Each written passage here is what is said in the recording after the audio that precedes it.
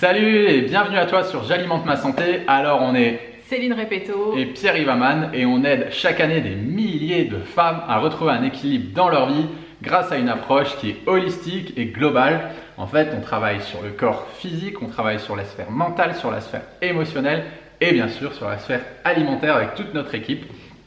Et donc aujourd'hui, on va te partager notre expertise en vidéo.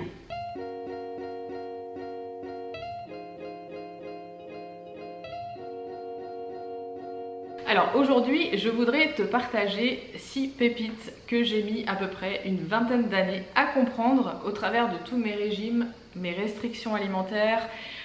C'est vrai que j'étais tellement en fait engagée émotionnellement, que je voulais à tout prix perdre du poids, que souvent j'oubliais en fait réellement qu'est-ce qu'il fallait vraiment faire. Donc aujourd'hui je voulais te partager vraiment ces 6 pépites là avec toi pour que tu puisses comprendre toutes les erreurs à ne pas faire. Ouais, il faut bien se dire une chose, c'est quand on est très engagé émotionnellement, qu'on est vraiment dans, c'est notre cerveau émotionnel qui prend le contrôle de notre dialogue intérieur, on ne voit pas les choses et on ne fait pas preuve de rationalité, on n'analyse pas les choses avec notre cerveau rationnel et souvent on fait fausse route parce qu'en fait ce sont des émotions derrière tout ça qui nous font agir dans la mauvaise direction. Donc là aujourd'hui on va te partager les 6 pépites de Céline. Donc la première c'est quoi? La première pépite, je pense que tu la connais et je la répète assez régulièrement, ce sont les régimes restrictifs. Donc les régimes restrictifs, tu le sais certainement, peut-être tu en as fait les frais, ça fonctionne au début, mais après il y a vite, le problème revient très vite et tu reprends du poids tout de suite derrière. Ouais, le problème avec les régimes restrictifs, c'est que oui, ils t'apportent des résultats, mais qui sont justement trop restrictifs pour être tenus sur le long terme.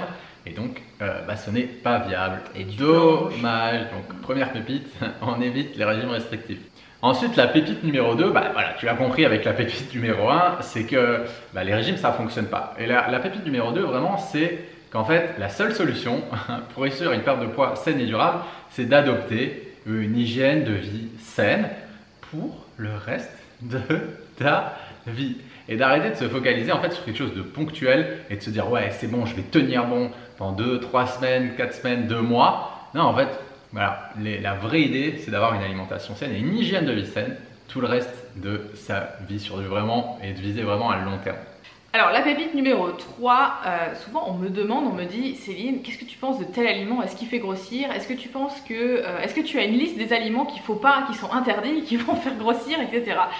Donc ça, j'aimerais vraiment que ce soit aussi compris, il n'y a pas un aliment en particulier qui va faire grossir, mais je pense que c'est un ensemble de choses qu'il faut prendre en considération dans un plan alimentaire. On va pas dire, on incrimine le carré de chocolat que tu as mangé à midi, c'est lui en fait qui va se retrouver là sur tes fesses, c'est que le carré de chocolat. Donc non, ça n'a strictement rien à voir avec ça. C'est pas un aliment en particulier, il n'y a pas de liste d'aliments, on va dire que c'est un tout et une globalité. Ouais, en gros, c'est vraiment le total calorique à la fin de la journée qui va vraiment faire une grosse différence.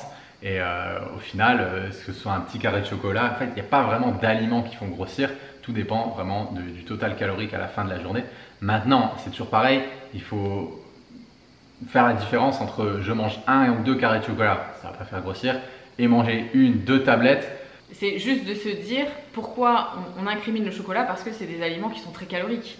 Et donc forcément, dans une journée, on ne va pas pouvoir en manger des très grosses quantités. Et donc tout ce qui est très calorique, comme la banane, le chocolat, etc., on va les mettre dans la catégorie des aliments qui font grossir. C'est juste qu'en fait, ils contiennent plus de calories que d'autres aliments. Et c'est uniquement ça en fait. Alors la pépite numéro 4, attention, celle-là, c'est vraiment une révélation. Tu peux manger des glucides même le soir. Comment ça? Avant d'aller te coucher. Et c'est pas ça qui va te faire grossir. Au contraire, ça peut même t'aider à mieux dormir et du coup faciliter ta perte de poids. Comment ça? Les glucides ils se transforment pas en graisse? Ah si, mais juste après 20h. Ah ouais. Non, moi on m'avait dit après 18h. À 20h02, c'est bon, ça se transforme en graisse. C'est ça. Non, ok, les glucides sont essentiels à la perte de poids. Et justement à une bonne santé, à une bonne fonction thyroïdienne et un bon sommeil. Donc ils peuvent être consommés et surtout le soir. C'est d'ailleurs là que j'en consomme en plus grosse quantité en plus. Ouais, on consomme le plus le soir. Je mets quasiment une grosse partie de mes glucides le soir. Alors pépite numéro 5, ne supprime aucune catégorie d'aliments. Pourquoi? Alors là, ça j'en ai vu des personnes se casser la figure. Parce qu'à un moment donné, tu vas surconsommer forcément une autre catégorie d'aliments. Par exemple, si tu supprimes les protéines, tu vas surconsommer des glucides ou des graisses. Si tu supprimes les graisses, tu vas surconsommer des glucides ou des protéines. Enfin bref, les 3 macronutriments en fait sont essentiels parce qu'ils vont tous avoir un rôle différent dans ton corps. Voilà, il y en a un qui va être pour la construction, il y en a un qui va être pour les vitamines liposolubles, il y en a un qui va être pour nourrir tes organes, ton cerveau, etc. Donc on ne supprime pas une catégorie de macronutriments, que ce soit les protéines, les lipides et les glucides, on les adapte seulement à son profil. Et enfin, la dernière pépite, je crois que c'est ma préférée, celle-là. Oui, voilà, la pépite numéro 6, tu peux l'accrocher, te la faire tatouer ou l'accrocher sur ton frigo. Mais en gros, ton problème, ce n'est pas ton vrai problème. Le problème n'est pas le problème. Le problème, ce n'est pas la nourriture. Le problème, ce sont tes émotions et ta difficulté à les comprendre et à entrer en communication avec elles. Et du coup, qu'est-ce qui se passe? Comme pour la plupart des femmes, elles vont se tourner vers la nourriture comme un pansement, comme un sédatif pour étouffer toutes ces informations, car les émotions ne sont que des messages qui demandent à être entendus par ton système mental, tu vois, par ton cerveau, par tout ça, pour justement qu'il y ait un passage à l'action qui soit effectué. Et si ce n'est pas fait, si elles sont trop dérangeantes plutôt, on préfère les étouffer, que ce soit avec l'alimentation, avec de la drogue, avec de l'alcool, avec des jeux, avec du sexe, etc.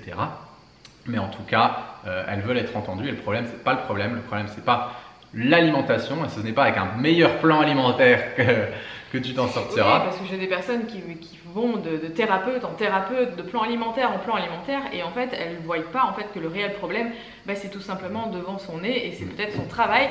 Donc tous les soirs elle rentre du travail, elle en peut plus de son boulot, elle est stressée et en fait elle veut pas prendre la décision de quitter son travail et elle va prendre l'alimentation comme réconfort et du coup tous les soirs tant qu'elle aura pas en fait enlevé la source du stress en fait il y a tout simplement peut-être le travail et du coup elle aura un problème avec son alimentation. Le jour où elle enlève sa source de stress, elle a plus de problème avec l'alimentation comme par hasard et en général c'est ce qui se passe dans le programme.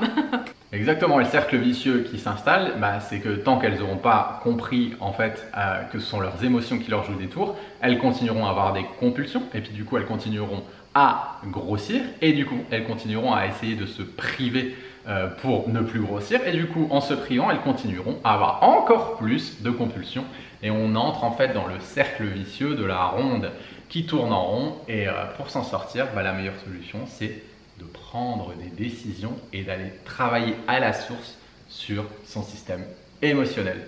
Voilà, c'en est terminé pour nos 6 pépites. Vraiment, tu peux réécouter la vidéo ou les écrire.